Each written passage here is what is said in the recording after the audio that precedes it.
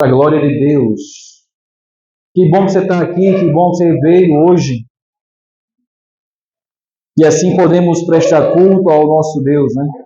Ao único Deus verdadeiro, aquele que está no controle de todas as coisas, aquele que nos criou para o louvor da sua glória. Amém, igreja amada? Aleluia. Amados de Deus, hoje a gente vai dar continuidade à exposição das Escrituras da carta aos Hebreus. Você pode estar acompanhando aí na TV, você pode estar acompanhando na sua Bíblia também aí, acessando a sua Bíblia. Este é um momento muito importante, ao qual expomos as Escrituras, que é o poder de Deus. Esse é um momento muito importante, eu chamo a sua atenção para esquece tudo que está à sua volta, foca aqui na palavra, foca na ministração, fique atento, é para o nosso crescimento, é para a nossa edificação. Amém? Quero convidar você a estar orando, para depois a gente expor a palavra. Senhor Deus e Pai, graças te damos em nome de Jesus, pela tua palavra que é viva e eficaz, a tua palavra, Senhor, que vai e não volta vazia. Recorremos ao Senhor dos senhores, Deus Criador de todas as coisas, ó soberano Deus, o Senhor que está no controle de todas as coisas, tem cuidado de tudo e sustentado a sua igreja, o seu povo. Recorremos a Ti nesta noite, Pai, pedindo a ajuda do Espírito Santo, para que nos conduza na Tua santa palavra, para que a gente possa entender e compreender a Sua vontade sobre nossas vidas. Dependemos totalmente do Senhor, declaramos falência de nós mesmos e a dependência da Sua graça. Graças te damos, Pai, que não depende de quem quer nem de quem corre, mas a Tua graça que alcança, e o Senhor redime, busca e o justifica. Nos ajuda, Pai, em nome de Jesus hoje, a compreender a Tua palavra, Senhor. Graças te damos. Amém. Louvado seja Deus. Amados, hoje a gente vai estar indo para o capítulo 10 de Hebreus, a partir do verso 19, capítulo 10, verso 19, até o versículo 25. Amém? Vamos ver? E diz assim: tendo, pois, irmãos, intrepidez para entrar no Santo dos Santos, pelo sangue de Jesus, pelo novo e vivo caminho que Ele nos consagrou pelo véu, isto é, pela sua carne. E tendo grande sacerdote sobre a casa de Deus, aproximemo-nos com sincero coração, em plena certeza de fé, tendo um coração purificado de má consciência e lavado o corpo com água pura. Guardemos firme a confissão da esperança, sem vacilar, pois quem fez, consideremos-nos também uns para aos outros, para nos estimularmos ao amor e às boas obras. Não deixemos de congregar-nos, como é costume de alguns, antes façamos admoestações, e tanto mais quanto vedes que o dia se aproxima. Só até aí, amados. Aleluia. Amados, o autor aos Hebreus aqui, ele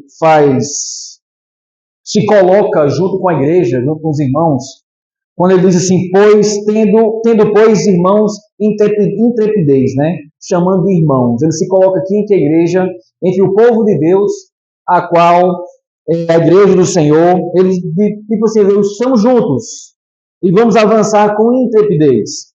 Mas, ao afirmar isso, tendo, pois, irmãos, intrepidez para entrar no Santo dos Santos, ele faz essa afirmação depois do que ele falou no verso 18. No verso 18 ele diz: ora, onde há remissão destes, já não há oferta pelo pecado. Ele está dizendo assim, meu amado e minha amada, que aonde há remissão de pecado, uma vez que os seus pecados já foram perdoados, uma vez que os seus pecados já foram cravados lá na cruz em Cristo Jesus, uma vez que Cristo já sofreu toda a condenação, que era para mim e para você, e agora Ele ressuscitando entre os mortos, nos dando salvação, nos dando vida eterna. Agora você tem uma vida nova, uma nova vida em Cristo Jesus. Agora você deve ter intrepidez para entrar nos santos dos santos. Você deve ter intrepidez para se estar diante de Deus com ousadia, sabendo que cada um dos seus pecados já foram todos perdoados. Sabendo que você já foi redimido, justificado em Cristo Jesus. E que não mais precisa de sacrifício nenhum para agradar a Deus. Aonde Ele chama você a crer somente pela fé. Já não há mais sacrifícios pelo pecado, porque Cristo já foi crucificado. Foi o sacrifício que tirou o pecado do mundo. Foi o sacrifício de Jesus, foi a obra consumadora de Jesus Cristo. Já não há mais oferta pelo pecado, porque foi feito de uma vez e de uma vez por todas em Cristo Jesus. E uma vez que foi feita e de uma vez por todas, seus pecados foram todos perdoados e não precisa mais você oferecer sacrifício diante do Senhor. O qual, a obra de Cristo, ela é o suficiente. E nessa obra consumadora de Cristo Jesus, nos coloca numa posição de privilégio diante do Senhor. De privilégio diante das promessas de Deus. Aí você vai entender o qual privilégio que você tem, o quanto você tem de privilégio em Cristo Jesus, pela obra, pela cruz, pelo sangue derramado. Por cada um dos seus pecados perdoados. Eu quero dizer para você que o Senhor, Ele perdoa pecados. O perdão que procuramos, o perdão que precisamos, encontramos somente em Cristo Jesus. Somente.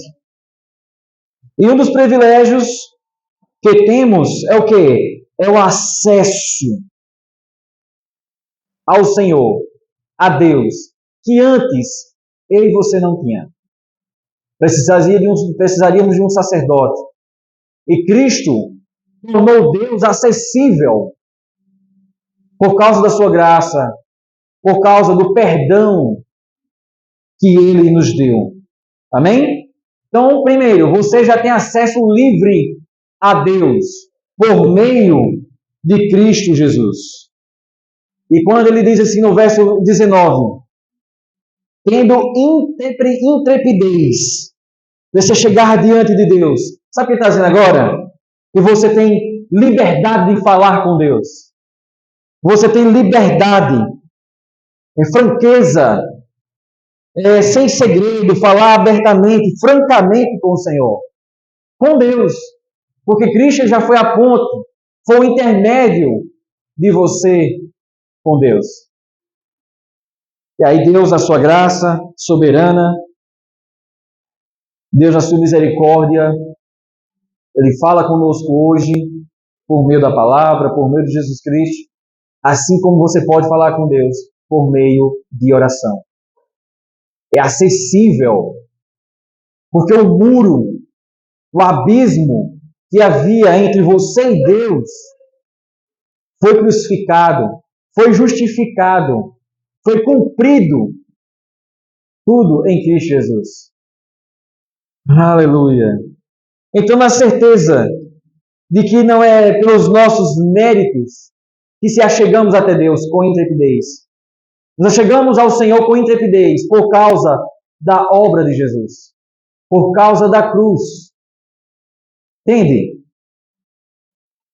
Pelo sangue de Jesus, pelo sangue do Cordeiro. Entende o quão privilegiado você é? Ter acesso a Deus pela graça do Senhor por meio de Jesus Cristo. Aí você tem intrepidez para entrar no Santo dos Santos pelo sangue de Jesus. Por que ele está falando do Santo dos Santos? No tabernáculo, no lugar santo dos santos, só quem entrava era o sacerdote. O sumo sacerdote é quem entrava no Santo dos Santos. Ninguém mais poderia entrar. E assim, uma vez ele oferecia sacrifício pelos próprios pecados e pelo pecado do povo. E assim, Deus aceitava aquele ritual, aquele sacrifício, e as pessoas eram perdoadas. Mas as pessoas não poderiam entrar no Santo dos Santos, no seu sacerdote. Aí diz agora por causa da obra de Jesus, por causa do sangue de Jesus, você pode entrar no Santo dos Santos. Entrar no Santo dos Santos pelo sangue de Jesus. É por meio do sangue de Jesus que você agora tem acesso direto a Deus. Amém? Louvado seja Deus. É motivo de você se alegrar. É motivo de você sair pulando de alegria.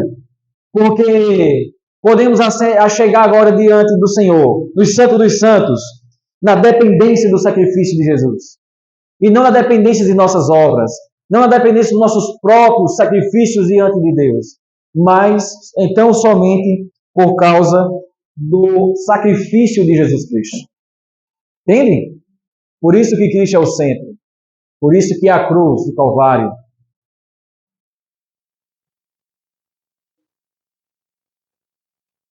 Vamos continuar. Verso 20.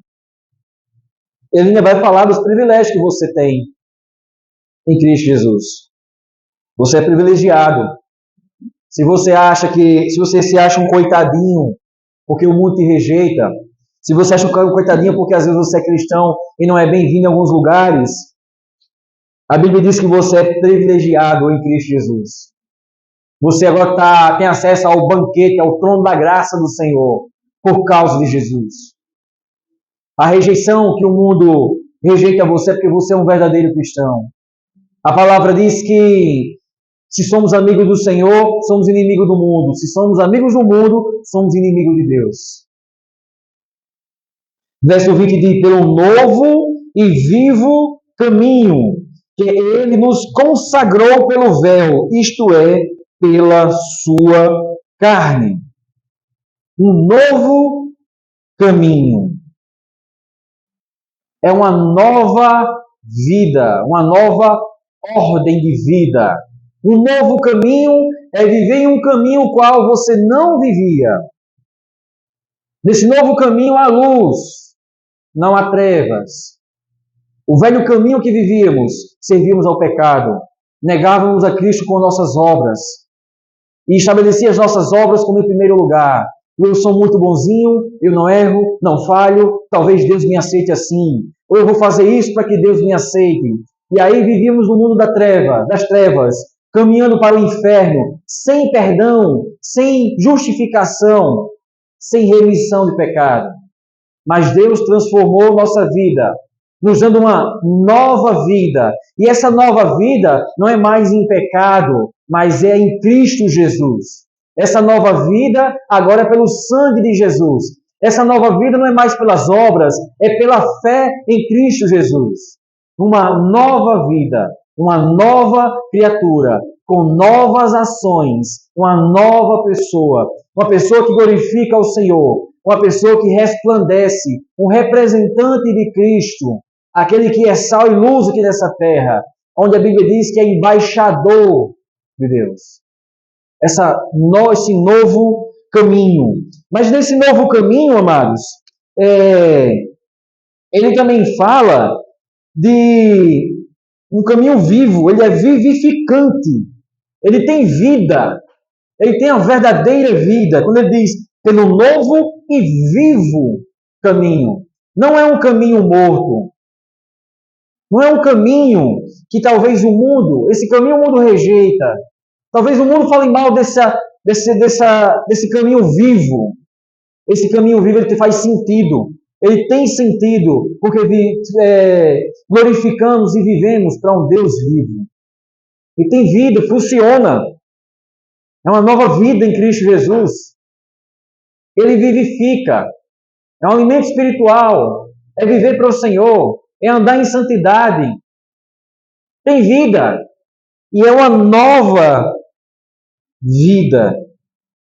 Entende? E a Bíblia diz que ele nos consagrou.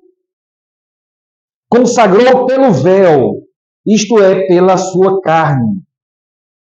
Consagrar é dedicar. Ele focou, se dedicou para que você tenha vida. Foi para você. Foi por você que a bondade e a misericórdia do Senhor chegou sobre sua vida. Para que você tivesse vida. Para que a igreja do Senhor tivesse vida. Entende? É uma posição de privilegiado. E através do véu, a Bíblia diz. E a Bíblia diz que esse véu foi rasgado. E eu quero que você preste bem atenção nos detalhes. Alguns podem fazer uma analogia e dizer que Cristo era o véu. Apesar que o véu também representa a lei, que estava ali entre Deus e os homens, que impedia de o homem se achegar até Deus por causa da perfeição da lei. Mas olha um detalhe, alguns fazem uma analogia e dizem que Cristo é o véu. E é por meio desse véu que foi rasgado, Cristo foi rasgado, sangue derramado, para que você tivesse acesso diretamente ao trono da graça. Entende? Acesso diretamente ao Senhor. A Bíblia diz que o véu foi rasgado, que está lá em Mateus capítulo 27, verso 51, e diz que eis que o véu do santuário se rasgou, e em duas partes, do alto a baixo, tremeu a terra, fenderam-se as rochas. Veja um detalhe.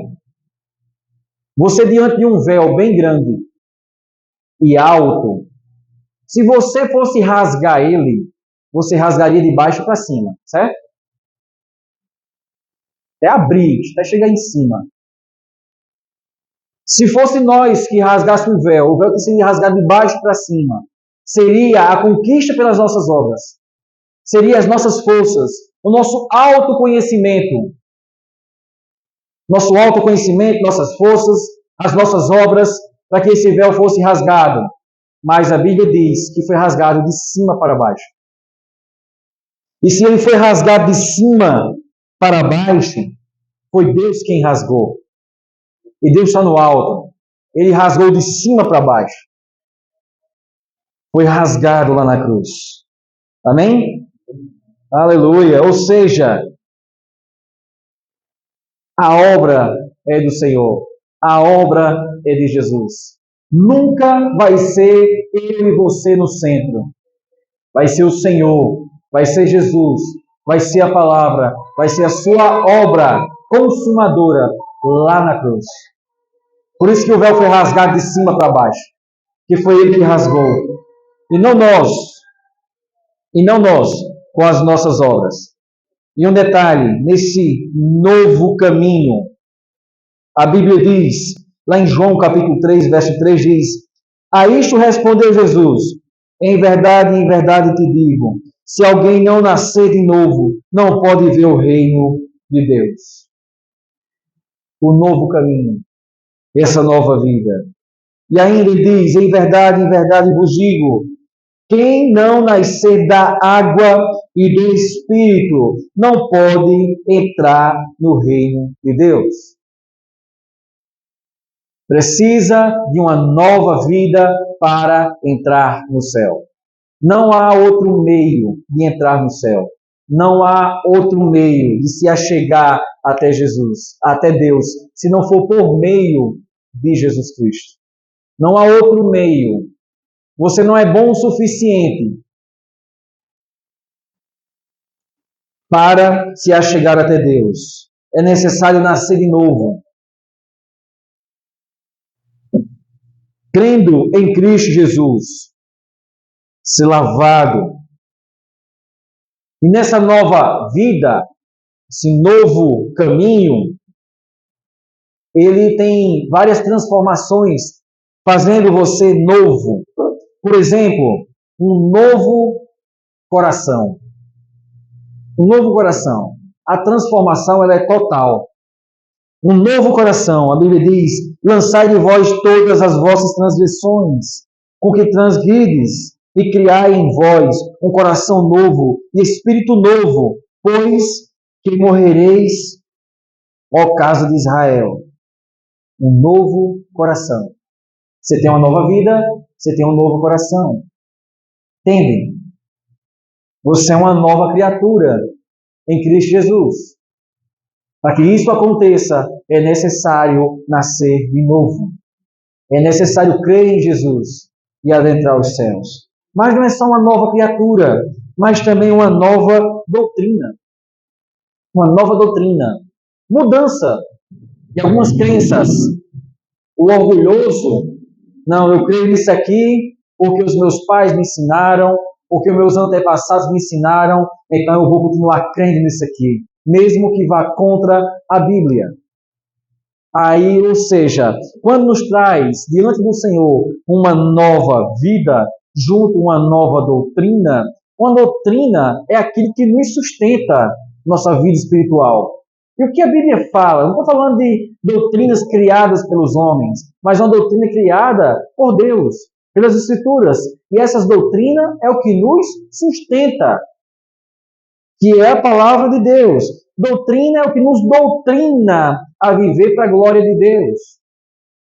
É o que nos dá rumo. É onde estamos estabelecidos. Essa nova doutrina que está estabelecida na graça do Senhor e não nas obras do homem. A nova doutrina vivendo pela graça e não no cumprimento dos rudimentos da lei. Uma nova vida, uma nova doutrina, um novo mandamento. Entende? Um novo mandamento, uma nova aliança. Uma nova aliança que foi estabelecida em Cristo Jesus, o qual chama você e eu a crer nessas verdades, introduzido nessa nova aliança para receber perdão de pecado. E, consequentemente, há uma nova alegria. Você já notou que a sua alegria ela não é mais estabelecida o qual era antes de conhecer Jesus? A nossa alegria antes de conhecer Jesus estava estabelecida em pessoas, em coisas, em realizações, aquilo que dá certo, em portas abertas. Essa era a nossa alegria quando vivia nas trevas. Pessoas hoje estão depressivas, cheias de um monte de coisa aí do mundo, porque a alegria delas depende de coisas. De coisas. Depende de agradar alguém. Aí às vezes tenta agradar alguém, aquela pessoa não se agrada, ela fica ali cabisbaixa, triste, acabou a alegria. Vive uma alegria de altos e baixos. Está feliz quando tudo está dando certo, quando tudo dá errado, está triste, profundamente triste. Uma alegria que depende de coisas que vão acontecer no seu redor para que ela viva bem ou não. O que dita a vida dela é as coisas que vão acontecendo ao seu redor. Mas deixa eu falar uma coisa para você. Nessa nova vida em Cristo Jesus, a alegria do crente ela não oscila. Temos as tristezas da alma, as aflições da nossa alma, mas existe uma alegria que está totalmente firmada no Senhor. Essa alegria ela não é inconstante, porque o Senhor não é inconstante. A alegria no Senhor é saber que Ele está nos sustentando todos os dias. A alegria no Senhor é saber que Ele perdoou os nossos pecados. A alegria do Senhor é saber que amanhã, a gente não sabe nem o que vai acontecer, mas já sabemos que Ele está cuidando de nós. Isso é o que desperta a alegria, a paz no nosso coração, que a Bíblia diz que o mundo não pode dar. O mundo não pode dar a paz que a Bíblia te dá, que a palavra te dá, que o Senhor te dá. Por isso que a sua alegria deve depender de Deus, e não das coisas do mundo. A nossa alegria deve depender do Senhor. E essa nova alegria, em primeiro lugar, é você saber que ao acordar de manhã, saber que todos os seus pecados foram perdoados. É você saber que tudo que acontece ou deixa de acontecer naquele dia, você sabe que seus pecados foram todos perdoados. Você tem acesso ao céu e que Deus está cuidando de você. É você saber, como diz Romanos 8:28, que todas as coisas colaboram para o bem daqueles que amam o Senhor, segundo o propósito dele. É você saber que as coisas, mesmo dando errado, estão no controle do Senhor. É saber que Deus é soberano. Ele não depende de outro. É saber que Deus é soberano. É que a gente não depende de nossas vontades, mas da vontade dele. Isso deve gerar em nós uma alegria, uma segurança, uma paz em nosso coração, não dependendo das coisas. Entendem? E também nessa nova vida, uma nova canção. Assim o salmista dizia, o salmista, lá no capítulo 40, verso 3, ele diz: E me pôs nos lábios um novo cântico. Ele me pôs nos lábios um novo canto, um novo hino de louvor ao nosso Deus. Muitos verão essas coisas temerão e confiarão no Senhor. Se antes você murmurava, agora você glorifica. Se antes você reclamava da vida, agora você descansa no Senhor. Se antes, em alguns momentos, você saía gritando aos berros, em algumas situações, agora você vai louvando e bendizendo o nome do Senhor. Entende? São os frutos do Espírito de uma nova criatura em Cristo Jesus. Mas você sabia também que você recebeu um novo nome? Um novo nome. Amado, abra aí no Apocalipse capítulo 2, verso 17. Um novo nome você recebeu em Cristo Jesus, nessa nova vida. Vejam só. Quem tem ouvidos, ouça o que o Espírito diz às igrejas. Ao vencedor. Tem vencedor aqui? Ô, glória, só atenta, hein? Ao vencedor, dar-lhe-ei do maná escondido, bem como lhe darei uma pedrinha branca, e sobre essa pedrinha escrito um nome novo, o qual ninguém conhece, exceto aquele que o recebe.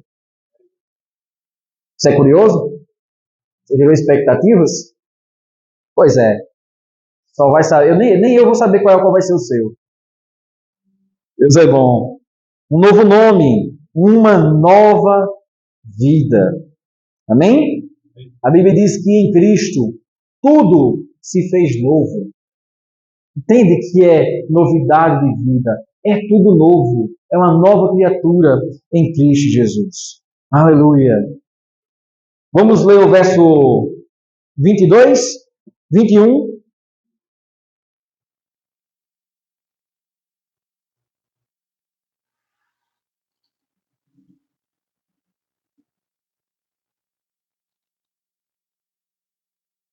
E tendo grande sacerdote sobre a casa de Deus. Sobre a casa de Deus. Casa do Senhor. A Bíblia fala desse grande sacerdote. Esse sacerdote maior. Aquele que está sobre. Ué, vale, por favor, ele consegue? Vale? Deixa eu lá. Amém. Esse grande sacerdote sobre a casa do Senhor. Olha só. Tendo grande sacerdote sobre a casa de Deus. Aí ele diz, já que você tem um grande sacerdote superior, aproximemo-nos. Aproximemo-nos. A casa, a igreja de Deus, a igreja do Senhor, ele está sobre. Você tem certeza? Você tem convicção?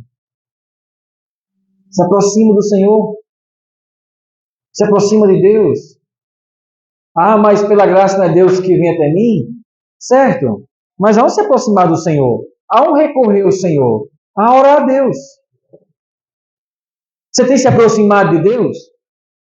Ou você tem vivido de uma forma de uma vida deliberada, vivendo de qualquer jeito, parece que as coisas não acontecem nada na minha vida, mas você tem se aproximado do Senhor?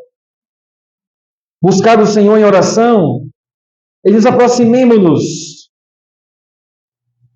com sincero coração, de plena certeza de fé. Veja, tudo parte de uma convicção. Primeiro, você crê que seus pecados foram perdoados? Você crê que você foi justificado diante do Senhor? Você crê que vai para o céu? Você crê que Cristo morreu por você? Você crê que os seus pecados foram perdoados e agora você tem salvação, tem vida eterna? Se achega ao Senhor com ousadia e intrepidez. Acheguemos-nos ao Senhor. Aí ele diz, com sincero coração. Primeiro que, com a plena certeza de fé. Ele não morreu por você? Ele me deu vida eterna? Chegue com a plena certeza de fé. Tendo o coração purificado. Purificado pelo Senhor, redimido. De má consciência e lavado o corpo com água pura. Vamos entender isso aqui. Os sacerdotes tinham de ser totalmente imersos e purificados a fim de poderem servir ao seu ofício. Os sacerdotes, para servir ao seu ofício, para oferecer sacrifício ao Senhor, eles precisariam ser purificados dos seus próprios pecados. Eles eram imergidos, lavados com água, para que eles pudessem ser purificados e assim eles pudessem oferecer sacrifícios pelos outros também. Tocar em algo morto, naquela época, a pessoa estava imunda. Ela precisaria ser lavada, ser purificada para poder oferecer sacrifício diante do Senhor. Assim eram os sacerdotes.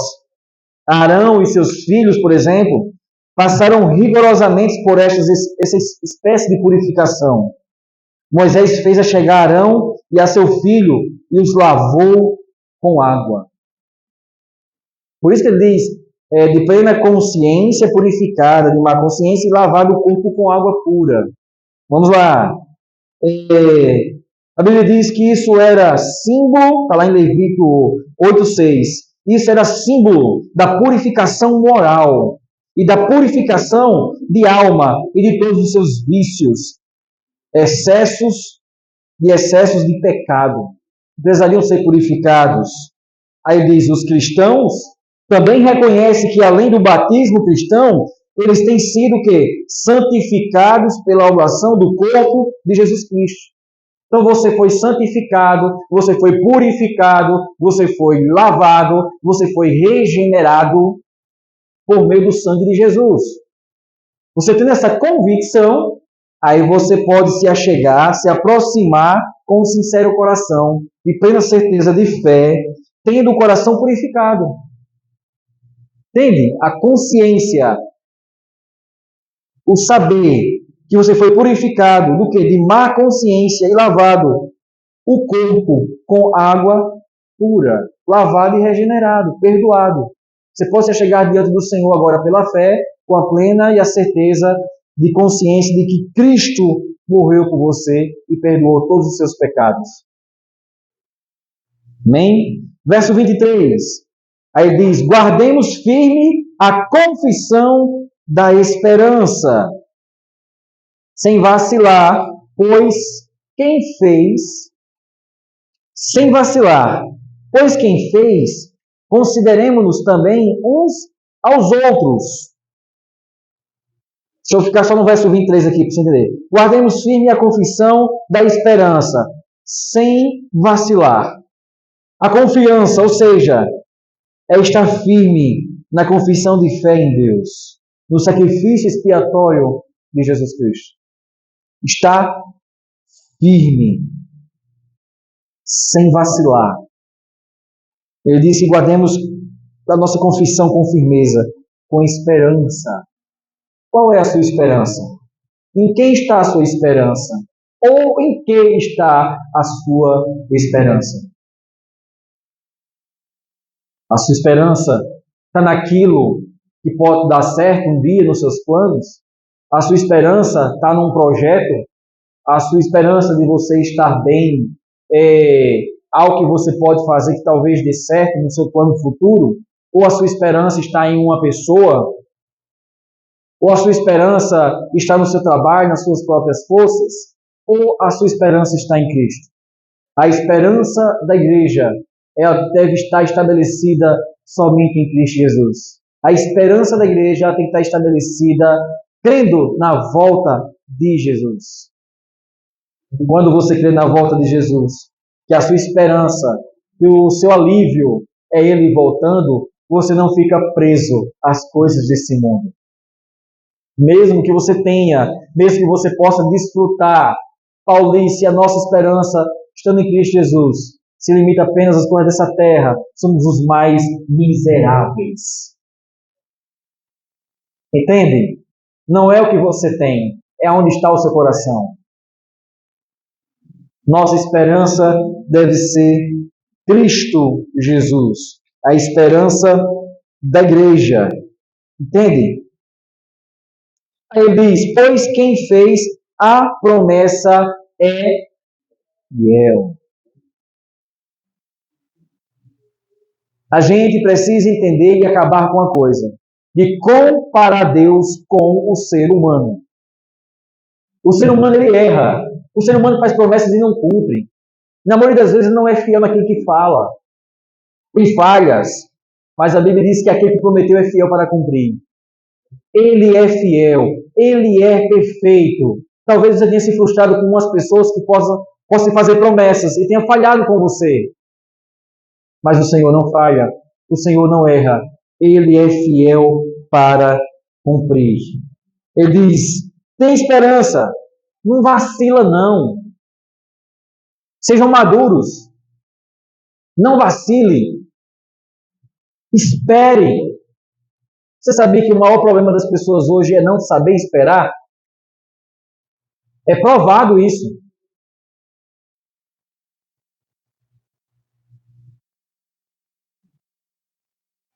Hoje o mercado, eles vendem e vendem muito.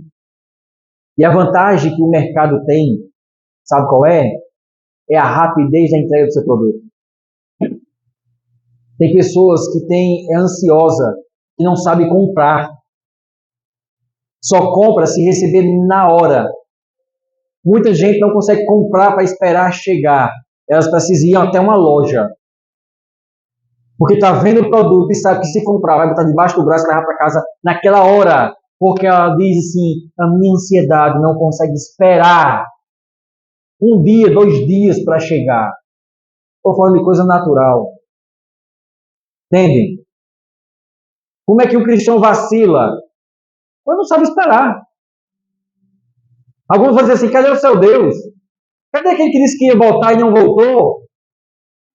O mundo aí batendo nos cristãos, levando peia, como se diz. E ele diz, não vacila não. Fique atento. Não pisa fora.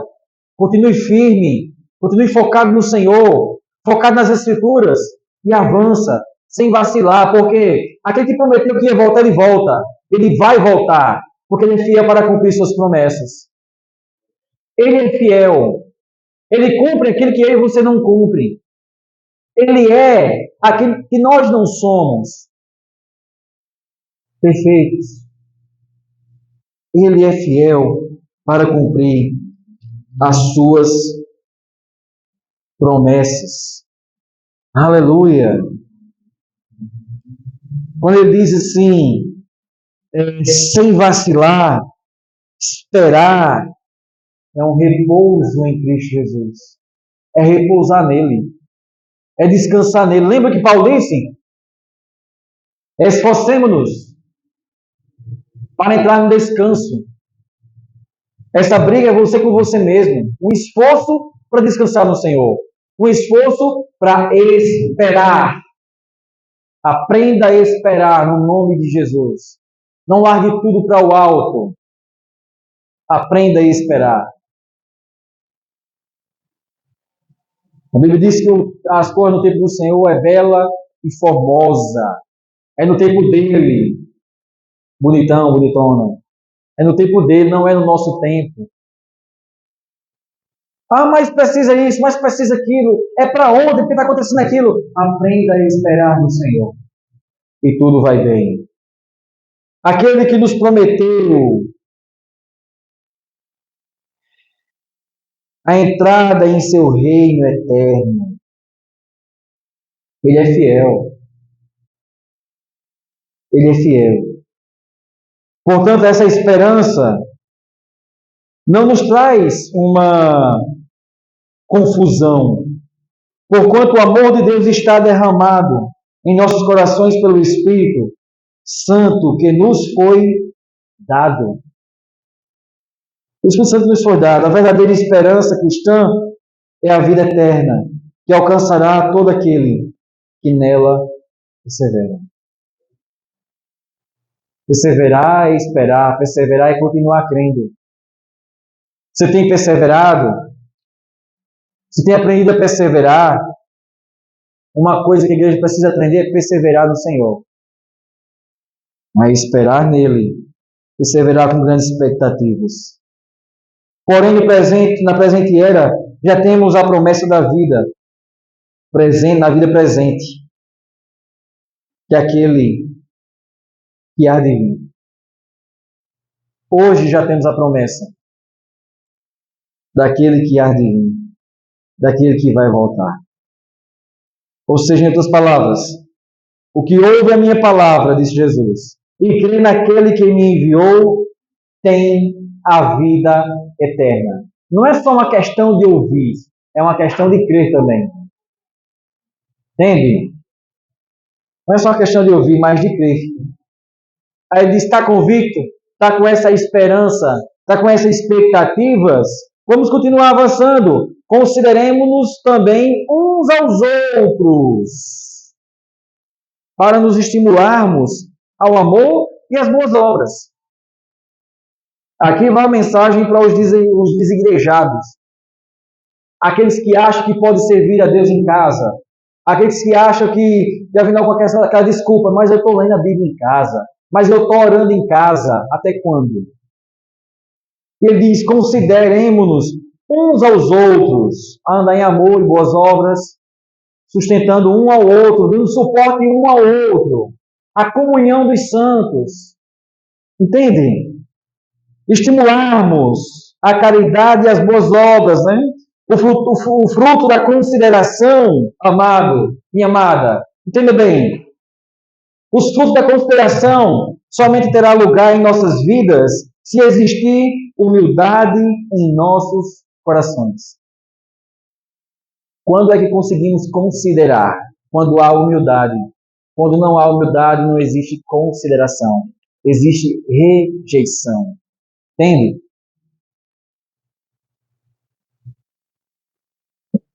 E uma coisa precisamos aprender cada vez mais, a cada dia.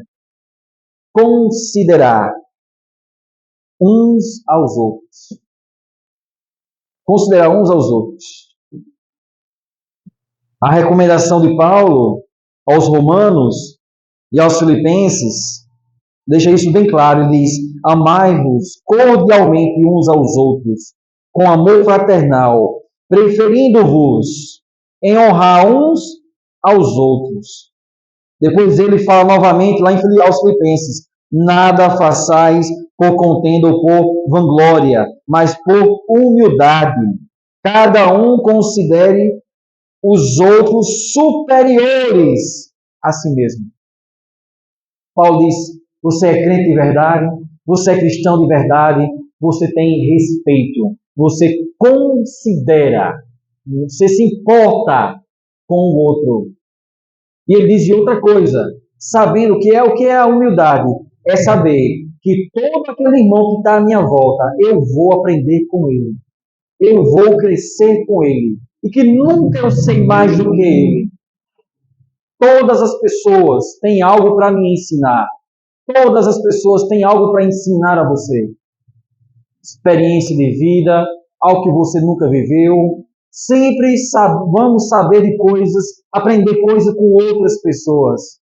Seja mais se a gente soubesse tudo, a gente saía pisando todo mundo. Temos defeitos e não sabemos de tudo. Praticamente não sabemos de quase nada. E aprendemos com as outras pessoas. Paulo diz, isso é humildade. Isso é honrar as outras pessoas. Honrar. Considerar. Entende? Paulo chega a dizer assim, coloca o outro à frente do eu. Colocar o outro à frente do eu. Honrar não é você e, por exemplo, hoje, honrar não é você ir apenas numa rede social, fulano, parabéns por isso ou por aquilo, eu estou honrando. Honrar nem sempre é naquilo que a gente fala, mas também naquilo que a gente faz. Honrar as outras pessoas. Deixa eu te dar um exemplo. Quando você chega no culto no horário, você está honrando a Deus. E você está honrando as outras pessoas que estão à sua volta também. Quando eu inicio o culto no horário, eu estou honrando aqueles que chegaram no horário, um exemplo. Honrar em ações também. Entende? Honrar não é só um tapinha nas costas. Honrar é cumprir com aquilo que prometemos. Honrar, respeito. Paulo diz colocar o outro à frente do eu, qual o seu problema? Porque às vezes as pessoas pensam assim, o meu problema é mais importante do que o seu. Eu tenho mais problema do que você. Você conhece pessoas assim? Você vai falar do seu problema para ela, ela vem com um problema maior do que o seu? De dizer assim, alguém até falava assim, eu tenho uma úlcera. Aí o outro vai dizer, mas a sua sangra? O meu problema é maior. Ao invés de ouvir, dizem, como eu posso lhe ajudar? O que eu posso fazer? Dar suporte, suportar uns aos outros. Dar suporte.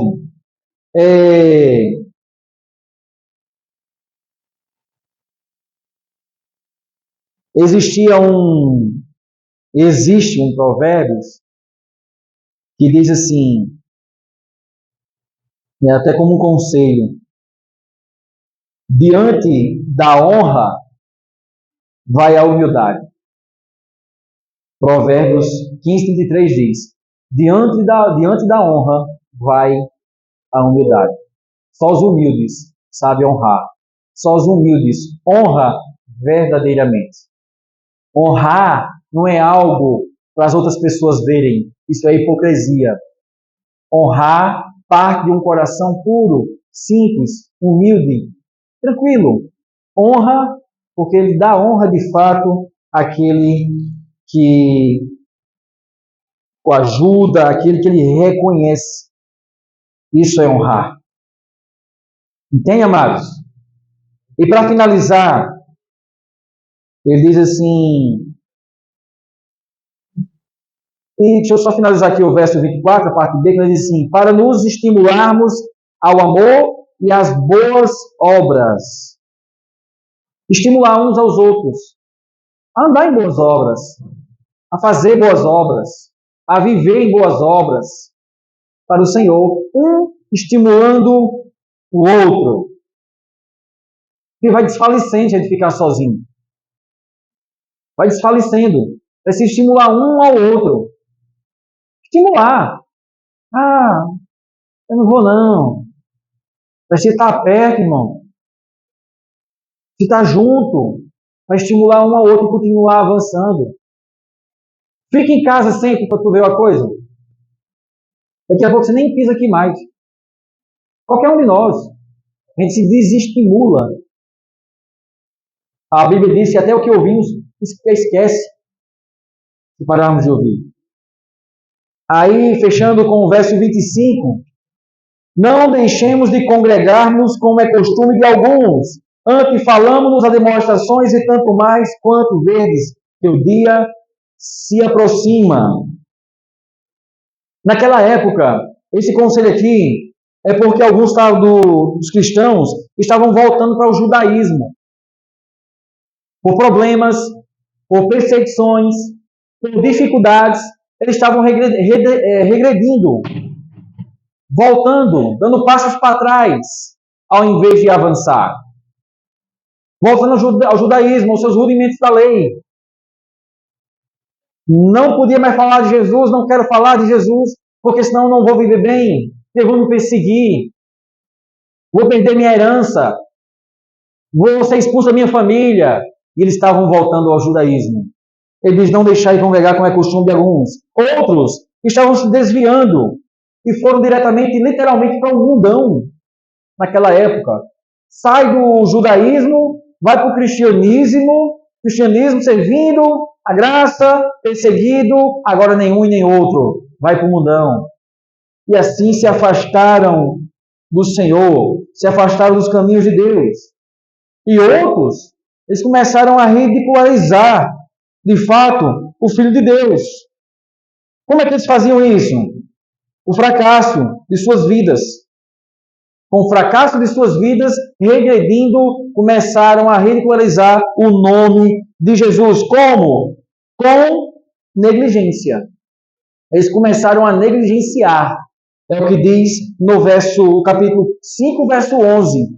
Ele diz, a esse respeito temos coisas que dizer e difíceis de explicar, porquanto vós tendes tornado tardios em ouvir. Ele está dizendo aqui, não é que o povo não só entendeu, é porque o povo não estava compreendendo. Ele assim, o povo não quer aprender. O povo não quer crescer. Não quero. Isso é negligenciar, é ridicularizar o nome de Jesus. Negligenciar é não dar a importância à palavra do Senhor, é não dar importância ao culto, é não dar importância às coisas referentes a Deus. Negligenciar. Não vou para o culto hoje não. Não vou participar daquilo hoje não. Não quero. Não foi porque, amado, a preocupação de pastores que chegam, amado, o que aconteceu que você não foi? Não foi porque eu não quis. Eu já ouvi essa frase literalmente. Eu não fui porque eu não quis. Isso é negligenciar. Isso é falta de responsabilidade.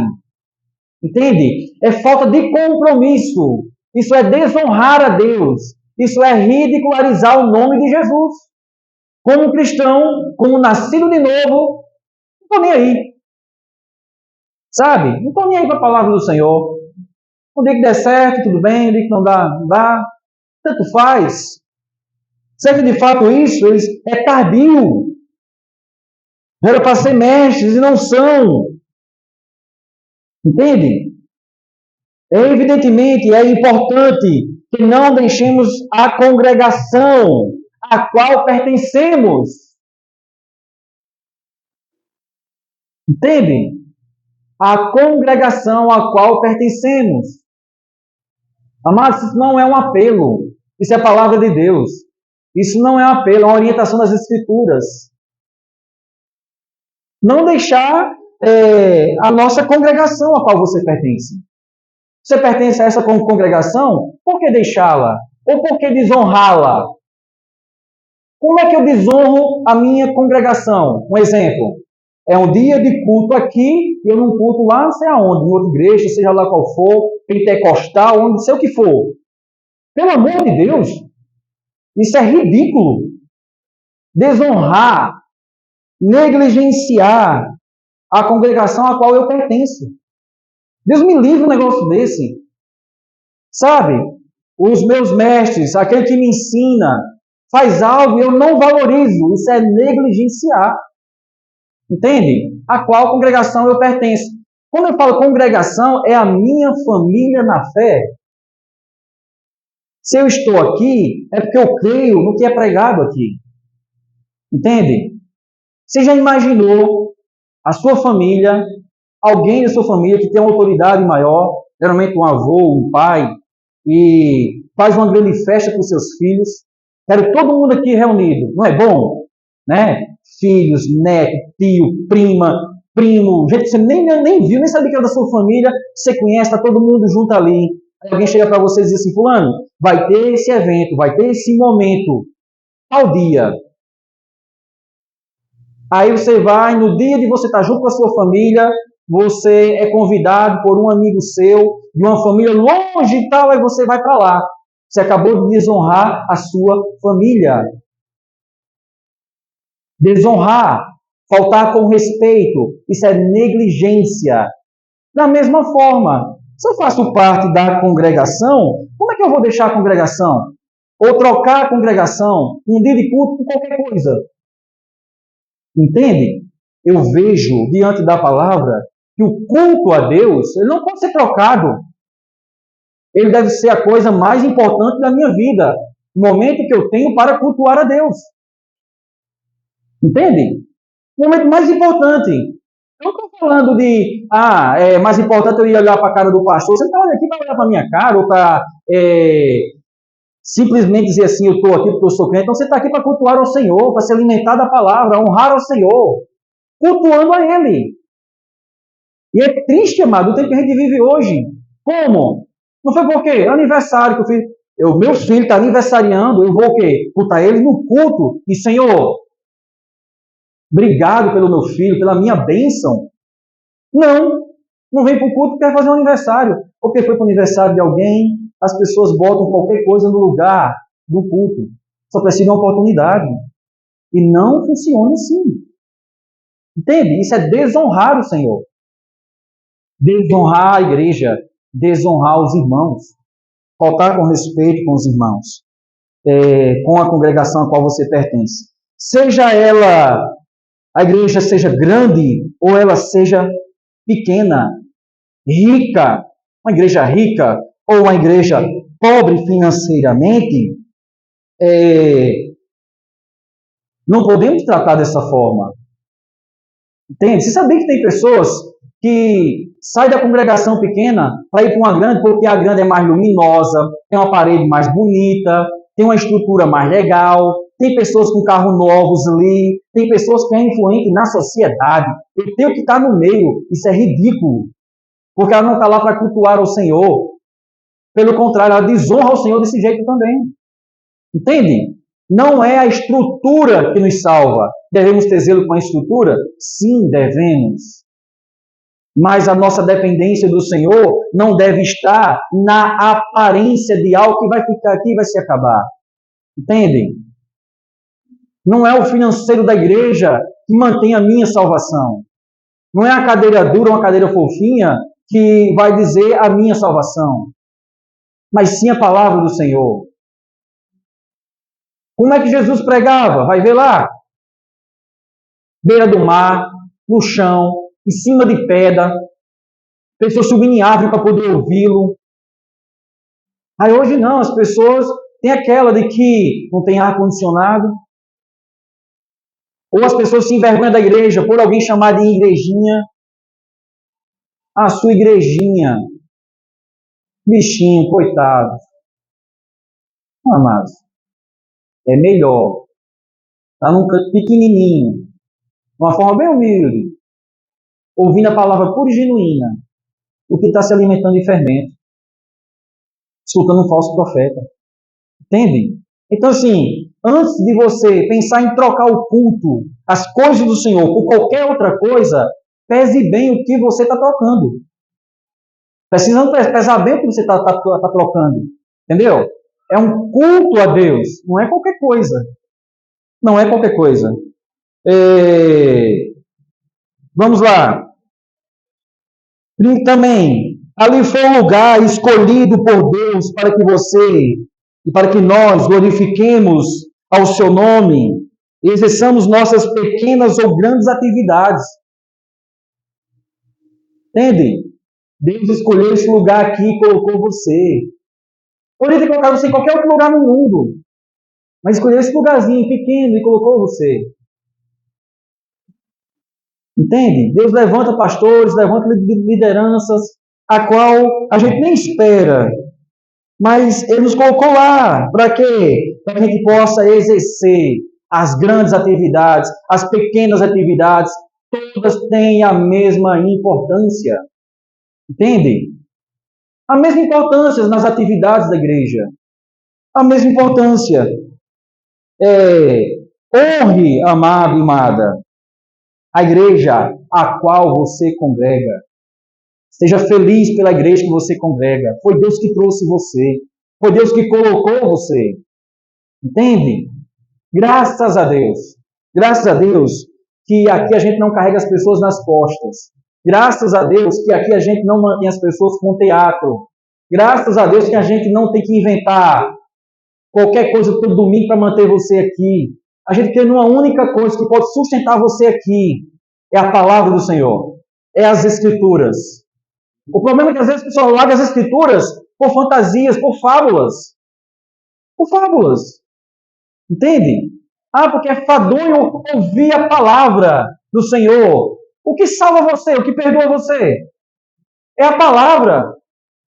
Alguém chegou para mim uma vez e disse assim, as pessoas não querem mensagem expositiva, não. As pessoas querem a palavra. Eu fiquei me perguntando, que palavra é essa que ele disse que tem que dar, se não for as Escrituras?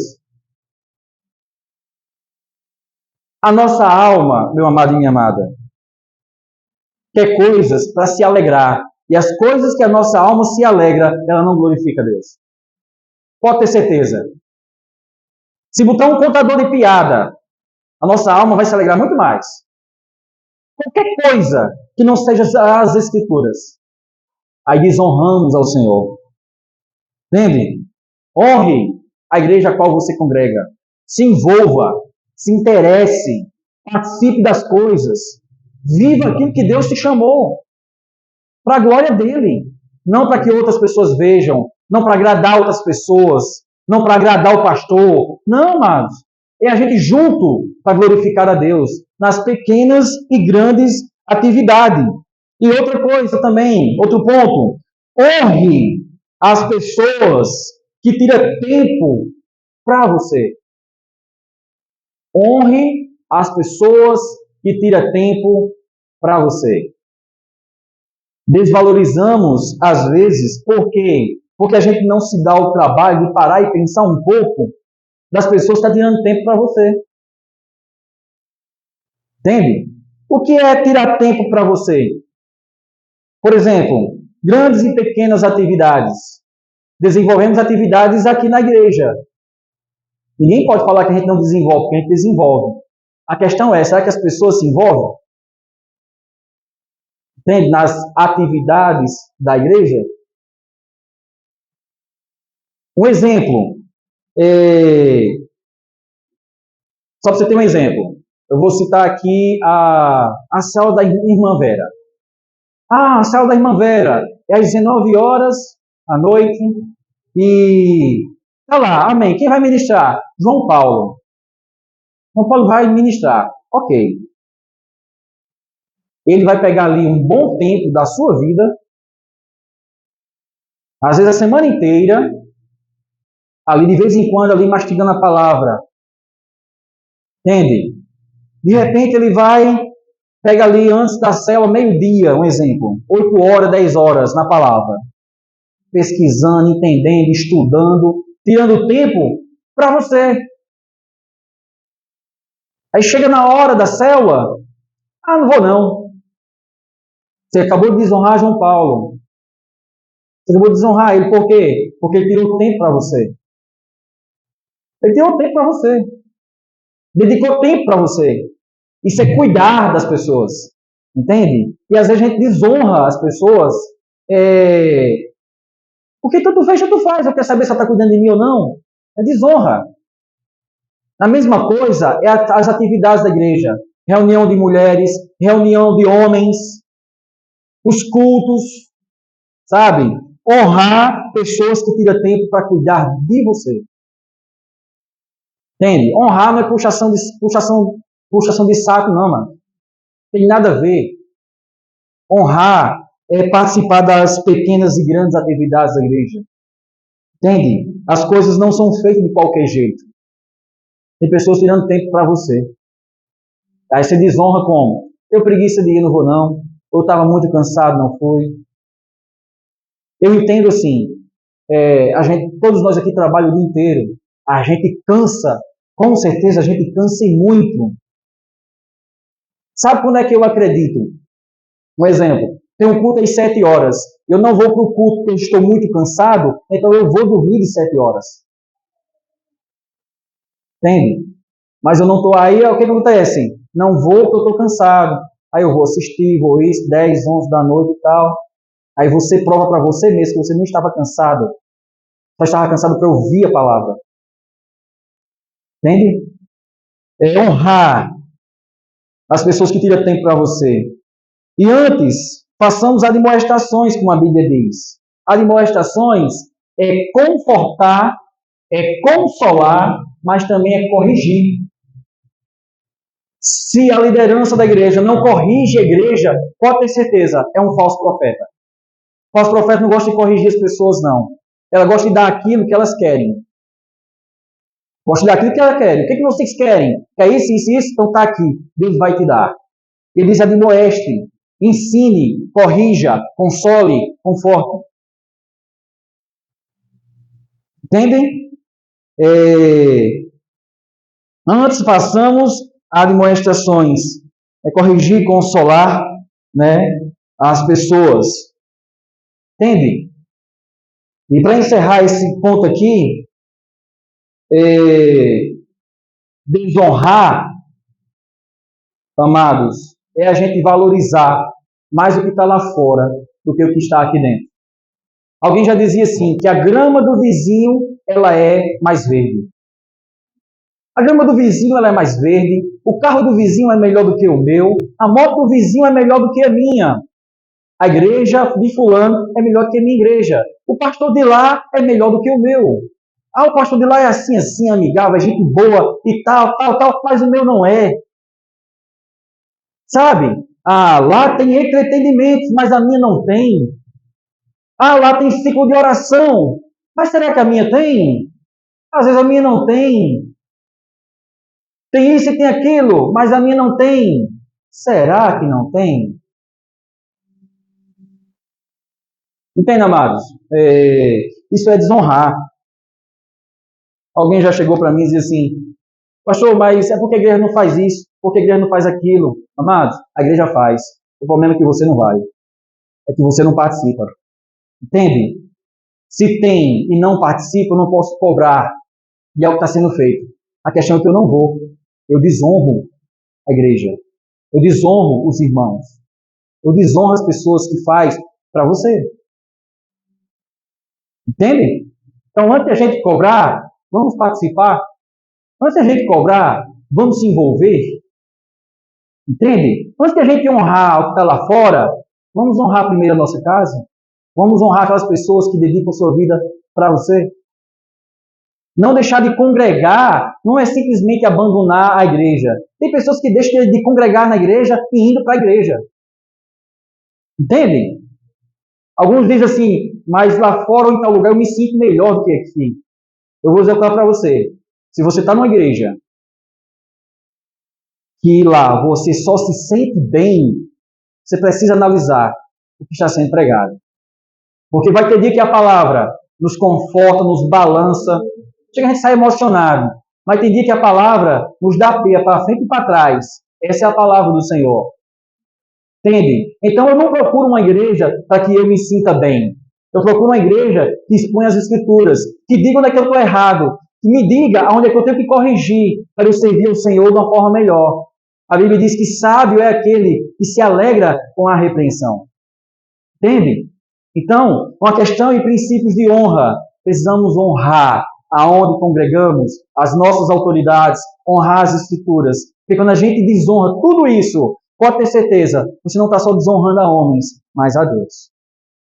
E para concluir, a Bíblia diz, antes façamos admoestações, tanto mais quanto vezes que o dia se aproxima. O dia se aproxima, mas está falando o quê? O dia da segunda vinda de Jesus. Quando ele retornar, trazendo salvação para aqueles que neles esperam. Enquanto você espera a segunda vinda de Jesus, fazemos o quê? Não deixamos de congregar. Enquanto você espera a vinda de Jesus, antes passamos o quê? Corrigimos uns aos outros. Até que ele volte. Até porque diz o dia se aproxima. Enquanto isso, vamos crescer. Parar de negligenciar, honrar, considerar e se envolver. Entende? Até que Cristo volte, trazendo o quê? Salvação para aqueles que esperam, salvação para aqueles que creem. Você crê em Jesus? Vamos esperar ele voltar. Você crê em Jesus? Com esperança, com perseverança, vamos esperar ele voltar. Enquanto ele não volta, vamos crescendo, vamos avançando para a glória de Deus. Amém? Feche os olhos, vamos orar. Senhor Deus e Pai, graças te damos pela tua palavra, Senhor. A tua palavra que nos ensina, que nos corrige, que nos dá um norte para que a gente possa glorificar o teu santo nome de uma forma a qual o Senhor nos chamou. Com sabedoria, com alegria no coração, sendo amado pelo Senhor, Pai. Graças te damos, Pai. Que a gente possa continuar avançando com ousadia, com intrepidez, com envolvimento nas coisas do Senhor, honrando e glorificando ao Senhor. Graças te damos, Pai, em nome de Jesus, pela tua palavra, que é lâmpada para os nossos pés, e ela também é luz para o nosso caminho, o qual nos guia, nos ensina, nos consola e nos dá a grande esperança e a perseverança de aguardar o Senhor. Graças te damos, Pai, em nome do Senhor Jesus. A ti a honra, a ti é a glória. Amém. Louvado seja Deus. Amados, como é de costume, a gente encerra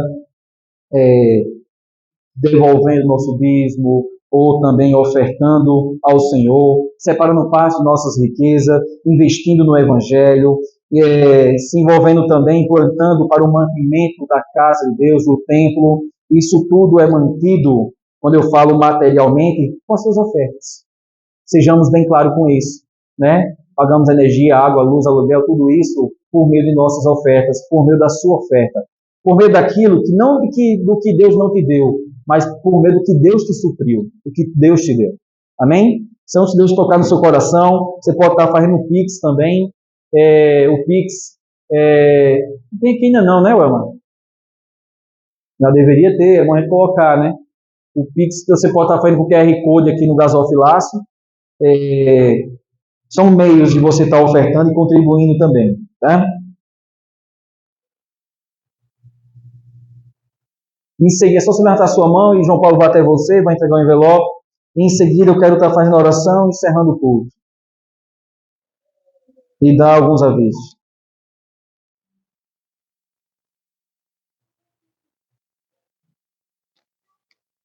Aleluia.